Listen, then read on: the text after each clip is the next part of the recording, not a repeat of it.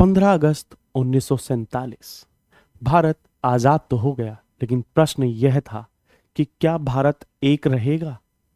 और क्योंकि उस समय पर समस्याएं थी, हैदराबाद, जूनागढ़, मणिपुर जैसे जो रियासतों के विलय की 560 से ज्यादा रियासतें थी, तो ये कैसे संभव हुआ कि भारत के रूप में, एकजुट और संगठित भारत के रूप में हमें देखने को मिला। तो ऐसे ही जो कुछ टॉपिक्स को पढ़ने के लिए आज हम यहाँ पर आए हैं और हम पॉलिटिकल साइंस की 12th क्लास की बुक 2 के चैप्टर 1 को पढ़ रहे हैं, जिसका नाम है राष्ट्र निर्माण की चुनौतियां। तो आइए देखिए, राष्ट्र निर्माण की जो चुनौतियां थीं उसके बारे में हम यहाँ पर पढ़ेंगे। तो राष्ट्र निर्माण की चुनौतियों में जो कुछ प्रमुख चुनौतियां थीं उनके बारे में हम यहाँ पर पढ़ते हैं और इन समस्याओं से कैसे निपटा जा सका, इन सभी को जानने के लिए वीडियो को एंड तक देखिए। आपको एग्जाम में कैसे लिखना है, ये सभी point by point, topic by topic आपको इस वीडियो में देखने को मिलेंगे। तो हमारे साथ वीडियो को एंड तक जुड़े रहिए। तो आइए शुरू करते हैं इस चैप्टर को। ठीक है, राष्ट्र निर्माण की चुनौतियां। जब राष्ट्र निर्माण की चुनौतियां हमें देखने को मिलती है तो उसमें सबसे पहले आजादी के कॉन्सेप्ट को पढ़ लेते हैं हम। ठीक है, तो लगभग 200 वर्ष की गुलामी के बाद, लगभग कितने 200 वर्ष की गुलामी के बाद हम आजाद हुए। ठीक है, तो 14-15 अगस्त की मध्य रात्रि को जब भारत आजाद हुआ तो हमें आजादी तो मिली, लेकिन कैसे? विभाजन के साथ। कैसे मिली? विभाजन के साथ हमें आजादी मिली। ठीक है, अब जब हम आजाद हो रहे थे तो नेहरू जी ने एक भाषण दिया था और वो भाषण किस नाम से जाना जाता है? भाग्यवधु से चिर प्रतीक्षित भेंट। ठीक है, इसे ट्रिस्ट विद डेस्टिनी कहा जाता है। अब वो भाषण क्या था, हम उस भाषण के बारे में भी बताएंगे। जो भाग्यवधु से चिर प्रतीक्षित भेंट जो नेहरू जी के द्वारा दिया गया था। ठीक है, तो अब वो भाषण क्या था? तो वो भाषण था, नेहरू जी ने ये कहा था, जब संपूर्ण विश्व आधी रात को सो रहा है तब भारत अपने भाग्य निर्माण के लिए जाग चुका है। और उनके इसी भाषण को भाग्यवधु से चिर प्रतीक्षित भेंट के नाम से जाना गया। ठीक है, तो जब भारत आजाद तो हुआ, लेकिन हमें उसके साथ ही बहुत सारी समस्याएं क्या मिली? विरासत में मिली। ठीक है, हम आजादी के साथ क्या हुआ? बहुत सारी समस्याएं हमें विरासत में मिली। अब जो समस्याएं थी उसके साथ हम आजादी की बात पहले करेंगे। तो आजाद जब हम हुए तो दो बातों पर सबकी सहमति बनी थी। वो दो बातें कौन सी थी? सबसे पहले कि जो हमारे यहां पर शासन व्यवस्था होगी वो कैसी होगी? लोकतांत्रिक शासन प्रणाली हमारे यहां पर अपनाई जाएगी। कि जो व्यवस्था होगी शासन की वो कैसी होगी? लोकतांत्रिक होगी। और दूसरी बात ये थी कि जो सरकार है वो सभी के भले के लिए काम करेगी, बेसिकली सभी के कल्याण के लिए काम करेगी। ठीक है, तो आइए आगे बढ़ते हैं इसमें। अब आजाद भारत का जन्म कठिन परिस्थितियों में हुआ। ठीक है, और जो भारत को विभाजन भी मिला, विभाजन के साथ स्वतंत्रता मिली। अब क्या हमें केवल विभाजन के साथ स्वतंत्रता मिली या उसके साथ हमने और भी विभीषिकाओं का सामना किया? तो हमने उस समय पर हिंसा, विस्थापन और त्रासदी से भरे साल के रूप में उस आजादी को देखा। 1947 का जो वर्ष था वो हिंसा, त्रासदी जैसी विभिन्न समस्याओं से भरा हुआ साल था। ठीक है, तो जब हम आजाद हुए तो आजाद होते ही हमने क्या देखा कि दो राष्ट्र बने। कौन से? भारत और पाकिस्तान। तो भारत के संदर्भ में हम देखते हैं तो हमारे सामने तीन मुख्य चुनौतियां उस समय पर देखने को मिली। अब वो चुनौतियां कौन सी थी? सबसे पहली चुनौती एकता की। ठीक है, तो हम कैसे अपने राष्ट्र को एकजुट बनाए रखें, ये एक महत्वपूर्ण विषय था। क्यों था? क्योंकि मैंने आपको स्टार्टिंग में ही बताया कि राष्ट्र में हमारे लगभग 565 रियासतें थीं। अब उनका विलय कैसे भारत में किया जाए, ये एक महत्वपूर्ण समस्या या प्रश्न था। ठीक है, दूसरी समस्या है लोकतंत्र। अब भारत जैसे विशाल देश में जिसकी जनसंख्या बड़ी थी, अधिकांश लोग निरक्षर थे और लोकतांत्रिक मूल्यों की समझ नहीं थी। तो ऐसे राष्ट्र में कैसे लोकतांत्रिक रूप से शासन व्यवस्था को लागू किया जाए, ये एक महत्वपूर्ण चुनौती थी। ठीक है, तीसरी समस्या विकास। अब क्योंकि हमें जो विकास की अवधारणा है वो अपनानी थी, और विकास कैसा होगा, कैसे इस विकास को किया जाए कि इसका जो लाभ है वो समाज के सभी वर्गों को समान रूप से प्राप्त हो, ये भी एक महत्वपूर्ण जो विषय था उस समय पर। तो जो जब हम आजाद हुए तो हमारे सामने तीन मुख्य चुनौतियां थीं, और तीन कौन सी थी? एकता, लोकतंत्र और विकास। ये समान विकास की बात की, यहां पर लोकतंत्र को कायम करने की बात की, यहां पर देश को एकजुट बनाए रखने की बात की। तो ये तीन महत्वपूर्ण जो समस्या या चुनौती हमें देखने को मिली। आपके एग्जाम में क्वेश्चन कई बार आ चुका है और आता भी है, ठीक है, तो इसको जरूर ध्यान रखें, ठीक है। अब इससे आगे जब हम बढ़ते हैं तो एकता के सूत्र में बांधना, इसको एक्सप्लेन करके पढ़ते हैं, क्योंकि भारत क्या है? विविधताओं से भरा देश है। कैसा है? विविधताओं से भरा हुआ देश है, और हमारे यहां पर अनेकों संस्कृतियां हैं, ठीक है। और अब वो चाहे किसी भी धर्म से हो, संस्कृति से हो, भाषा से हो, जाति के हो, तो इन सभी के आधार पर हम देखें तो भारत अनेक विविधताओं से भरा हुआ राष्ट्र है, ठीक है।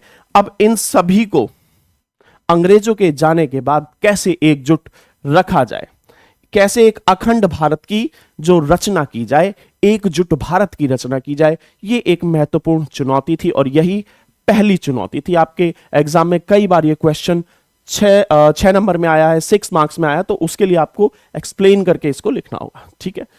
लोकतंत्र कायम करना, ये दूसरी चुनौती थी। अब क्योंकि भारत में जो संसदीय प्रणाली हम आज के समय पर देखते हैं, और ये पहले से भी तय किया गया था कि भारत में संसदीय प्रणाली अपनाई जाएगी, लोकतांत्रिक जो व्यवस्था यहां पर स्थापित की जाएगी, ठीक है, और प्रतिनिधि मूलक लोकतंत्र स्थापित किया जाएगा। यह बात पहले ही सुनिश्चित की जा चुकी थी कि भाई लोकतांत्रिक व्यवस्था ही भारत का भाग्य तय कर सकती है, भारत के लोगों का भाग्य तय कर सकती है, भारत को विकास के मार्ग पर आगे ले जा सकती है। यह बात शुरुआत में ही तय थी, ठीक है। अब भारत का जब संविधान बना, उसमें जो सार्वभौमिक वयस्क मताधिकार की व्यवस्था थी की गई कि भाई सभी को समान मत देने का अधिकार होगा, सभी को वोट देने का अधिकार होगा। और अब ये चुनौती के रूप में क्यों देखा गया भाई लोकतंत्र कायम करना? क्योंकि इतने बड़े देश में जहां पर कोई ऐसा प्रशासनिक तंत्र पहले से मौजूद नहीं था जो चुनाव करा सके, लोग इतने साक्षर नहीं थे कि चुनावी प्रक्रिया को आसानी से समझ सके, तो ये एक बड़ी चुनौती के रूप में था, ठीक है।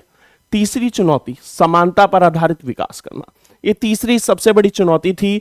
और ये चुनौती इसलिए थी कि हम विकास के उन मूल्यों को अपनाएं जिससे सभी वर्गों का विकास हो सके, और जो भी हम विकास करेंगे उसका लाभ समाज के सभी वर्गों को प्राप्त हो सके।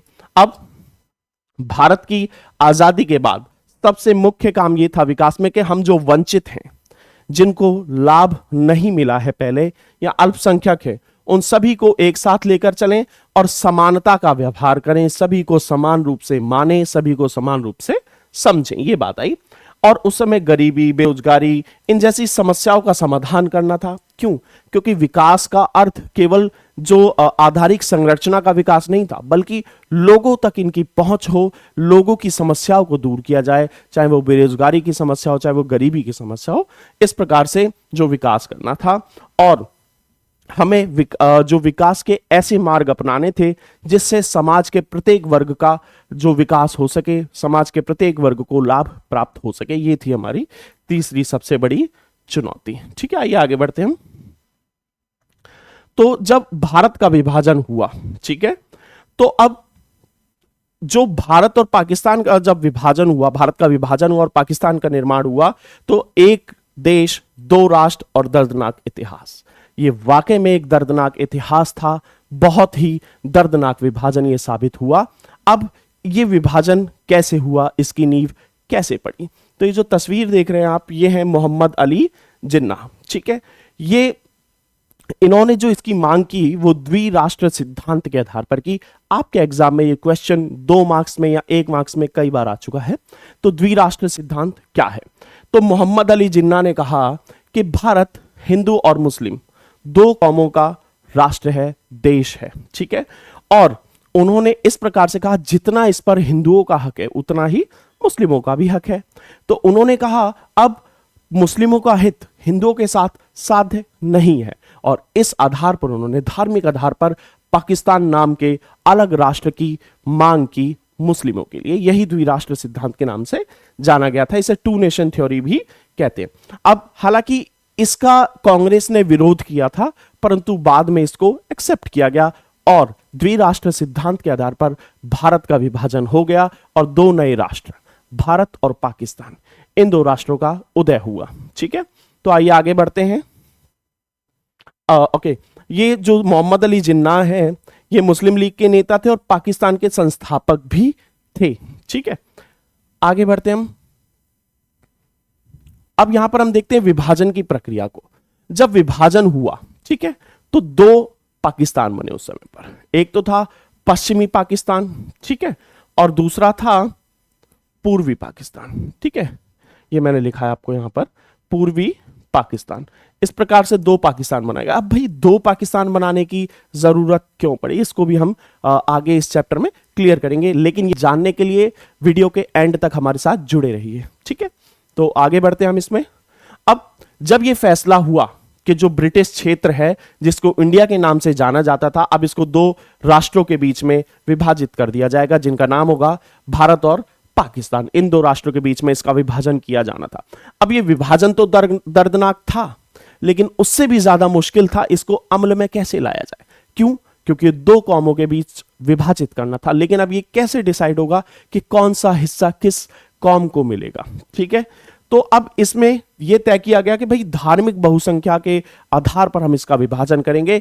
जहां पर जिस धर्म के लोग अधिक संख्या में होंगे वो क्षेत्र उसको प्राप्त होगा। लेकिन अब भारत में ऐसा कोई भी क्षेत्र नहीं था जहां पर या तो मुस्लिम ही हो और या तो सिर्फ हिंदू ही हो। अब क्योंकि डिसाइड ये था जहां पर बहुसंख्या में हिंदू होंगे और वो भारत कहलाएगा, और जहां पर बहुसंख्या में मुस्लिम होंगे वो पाकिस्तान कहलाएगा। लेकिन अब ये सुनिश्चित कैसे होगा? ठीक है, सुनिश्चित कैसे होगा? तो ये बात सुनने में तो हमें आसान लगी कि भाई हिंदुओं के लिए भारत हो गया, मुस्लिमों के लिए पाकिस्तान हो गया, लेकिन यह इतना आसान नहीं था।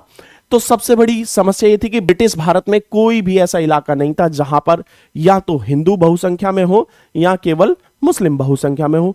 सभी मिलजुल कर एकजुटता के साथ उस समय पर रहा करते थे। तो लेकिन फिर भी ऐसे दो जो क्षेत्रों का चयन किया गया वो क्षेत्र थे पंजाब और बंगाल। अब पंजाब और बंगाल को विभाजित किया, क्योंकि पंजाब पश्चिम में है इसलिए उसको पश्चिमी पाकिस्तान बनाया गया और बंगाल पूर्व में, इसलिए उसको पूर्वी पाकिस्तान के नाम से जाना गया। ठीक है, अब समस्या एक है कि भाई यहां तो जो पश्चिमी पाकिस्तान हो गया और यहां पूर्वी पाकिस्तान हो गया। ठीक है, अब इन दोनों के बीच में किसका क्षेत्र होगा? वो होगा भारत का। मतलब एक पाकिस्तानी क्षेत्र से दूसरे पाकिस्तानी क्षेत्र का जो लगभग दूरी वो 2000 किलोमीटर है और बीच में यहां पर स्थापित है भारत। तो ये कैसा अजीब विभाजन था। ठीक है, सबसे बड़ी बात ये थी। अब दूसरी चीज कि जो भी मुस्लिम बहुल इलाके हैं वो पाकिस्तान में जाने के लिए राजी हों, ऐसा भी नहीं था। भाई बहुत से क्षेत्र या इलाके या मुस्लिम ऐसे थे जिन्होंने भारत में रहना पसंद किया और वो भारत में रुके भी। ठीक है, जिन्होंने हिंदू मुस्लिम एकता की जो मिसाल पेश की थी उस समय पर। तो अब जब हम आगे बढ़ते तो देखते खान अब्दुल गफ्फार खान, ये एक निर्विवाद नेता थे। जैसा मैंने बताया अभी आपको कि ऐसे बहुत से लोग या मुस्लिम थे या नेता थे जिन्होंने इस बात का विरोध किया कि भारत का विभाजन धर्म के आधार पर हो जाए। उन्हीं में से एक थे खान अब्दुल गफ्फार खान। ठीक है, और इनको सीमांत गांधी के नाम से भी जाना गया है और ये द्विराष्ट्र सिद्धांत के बिल्कुल खिलाफ थे।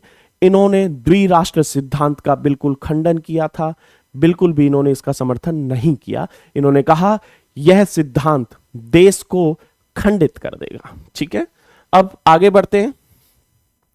तो अब जो तीसरी समस्या हमें देखने को मिली वो क्या थी कि जो ब्रिटिश इंडिया के जो दो क्षेत्र थे, एक तो पंजाब और बंगाल, इसमें बड़ी संख्या में गैर मुस्लिम भी रहते थे, बेसिकली हिंदू व अन्य कौम के लोग भी रहते थे।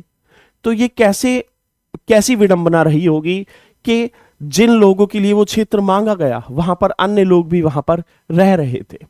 अब हुआ क्या उस समय पर कि जब ये फैसला हुआ कि जो इन प्रांतों का बंटवारा धार्मिक बहुसंख्या के आधार पर होगा और इनमें भी जिलों का विभाजन किया जाएगा, क्योंकि डिस्ट्रिक्ट बाय डिस्ट्रिक्ट भी इनको डिवाइड किया जाएगा।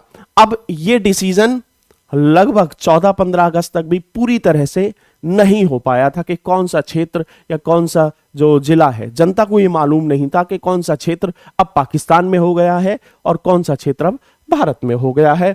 इसका मतलब ये था कि भाई जाहिर सी बात है, मैंने जैसा अभी आपको बताया कि जनता को ये मालूम ही नहीं था कि वो पाकिस्तान में रह रहे हैं या भारत में। ठीक है, तो पंजाब और बंगाल का जो बंटवारा हुआ वो उस दशक की सबसे बड़ी त्रासदी साबित हुआ।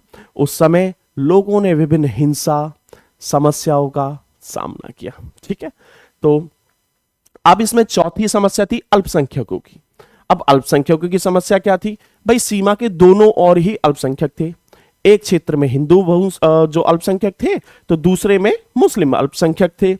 तो जो इलाके पाकिस्तान में वहां लाखों की संख्या में हिंदू और सिख आबादी रह रही थी, जो पंजाब का क्षेत्र था, और बंगाल वाले क्षेत्र में जो हजारों और लाखों की तादाद में वहां पर बंगाली हिंदू भी रहा करते थे। तो ये बड़ी समस्या या कॉन्फ्लिक्ट जो निकल कर आया कि भाई ये कैसा बंटवारा है जिसमें लोग जो अपने ही जगह से, अपने ही स्थान से विस्थापित हो रहे हैं। ठीक है, तो उस समय पर जो पंजाब और बंगाल, उसमें बड़ी मात्रा में लाखों की संख्या में मुस्लिम आबादी भी थी। अब उनमें बहुत से मुस्लिम ऐसे थे जो पाकिस्तान में जाना ही नहीं चाहते थे और बहुत से मुस्लिमों ने यही चुना, उन्होंने भारत को ही चुना। ठीक है, आगे अब दिल्ली और उसके आसपास के जो क्षेत्र थे उसमें भी मुसलमानों की एक बहुत बड़ी आबादी थी। अब देखा यह गया कि भाई जो उनका घर हुआ करता था विभाजन के बाद, अब वो उस क्षेत्र पर विदेशी बन गए। अब वो वहां पर उस देश के नागरिक नहीं बल्कि विदेशी के रूप में देखे गए, और जिस जमीन पर वो और उनके पुरखे सदियों से रहते थे, अब वो वहां पर उस क्षेत्र के नागरिक नहीं बल्कि विदेशी के रूप में देखे गए हैं। अब इसमें जैसे ही ये क्लियर हुआ कि भाई जो बंटवारा होने वाला है या हो रहा है, पूरी तरह से ये तस्वीर साफ हो गई कि कौन सा क्षेत्र भारत में और कौन सा पाकिस्तान में। तो अल्पसंख्यकों ने आवाजाही बेसिकली अपने राष्ट्र की ओर प्रस्थान करना प्रारंभ किया, जिसके कारण जो विकट समस्या उत्पन्न हुई और वो ये थी कि वहां पर बड़ी संख्या में हिंसा भड़क गई। ठीक है, अब शुरुआत में तो लोग ये मानकर चल रहे थे कि भाई ये जो हिंसाएं हैं दोनों ही और ये हिंसा हुई, और ये नेताओं का या कुछ लोगों का ये मानना था कि ये हिंसा बहुत ही जल्द समाप्त हो जाएगी, ये अस्थायी हिंसा है। अब ये अस्थायी हिंसा कैसे जो एक बड़ी समस्या में परिवर्तित हो गई, तो यहां पर लाखों लोगों ने अपनी जान गंवा दी और ये हिंसा नियंत्रण से बाहर होती चली गई और दोनों ही और लाखों अल्पसंख्यकों को अपनी जान गंवानी पड़ी। अब उनको अपने घरों को छोड़कर जाना पड़ा। कई बार तो ऐसा हुआ कि उनको कुछ घंटों के भीतर ही अपने घर को छोड़कर वहां से जाना पड़ा, उनको कुछ दिनों की मोहलत भी प्राप्त नहीं हुई। ठीक है, अब विभाजन के कुछ परिणाम भी देखने को मिले। भाई विभाजन तो हुआ, लेकिन विभाजन के परिणाम क्या हुए, तो उन परिणामों को भी हम यहां पर जान लेते हैं। सबसे पहला कि ये जो विभाजन था बड़ा ही आकस्मिक और अनियोजित था। ये विभाजन नियोजित रूप से कतई नहीं हुआ।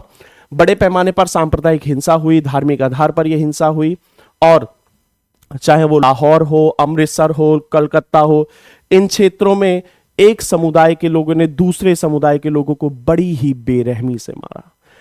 कई हजार व लाखों लोगों को मौत के घाट उतार दिया गया।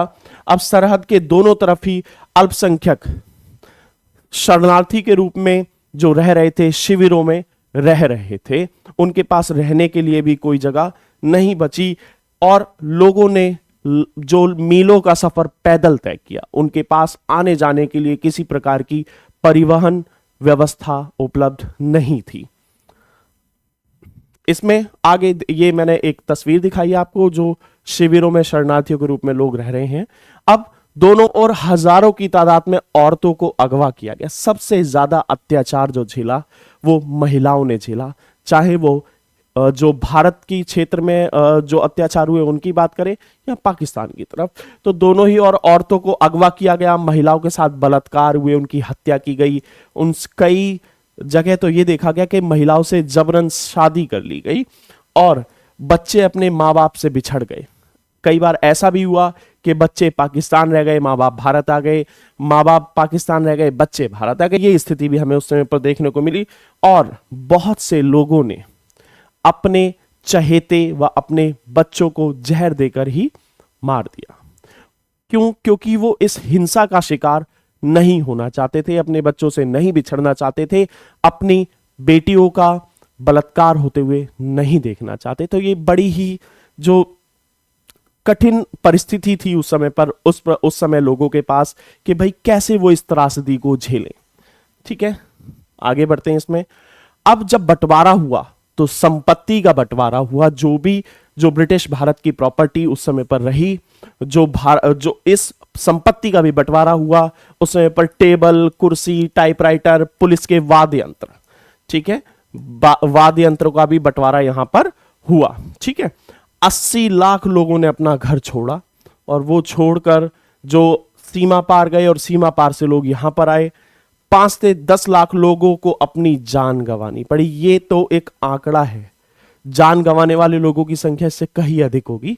5 से 10 लाख लोगों को अपनी जान गंवानी पड़ी और विभाजन के दौरान बड़ी संख्या में मुस्लिम आबादी पाकिस्तान चली गई। ठीक है, और इसके बावजूद 1951 के समय भारत की कुल आबादी में मुसलमान कितने थे? 12%। बेसिकली 12%, जो भारत की जनसंख्या का 12% था उस समय पर, उन्होंने पाकिस्तान की जगह भारत को ही अपने निवास स्थल के रूप में चुना और वो भारत के ही नागरिक बने। आगे, अब ये सब जो त्रासदियां हुई, हिंसा हुई, तो गांधी जी इससे बड़ा ही दुखी थे और वो भारत की आजादी के जश्न में शामिल नहीं हुए क्योंकि वो देश में हुई हिंसा से बहुत ज्यादा दुखी थे। वो कलकत्ता भी गए उस समय पर, उन्होंने हिंसा रोकने की अपील की, परंतु इसका कोई असर देखने को नहीं मिला। और उसके बाद जब गांधी जी दिल्ली आए तो 1948 में उन्होंने उपवास भी रखा।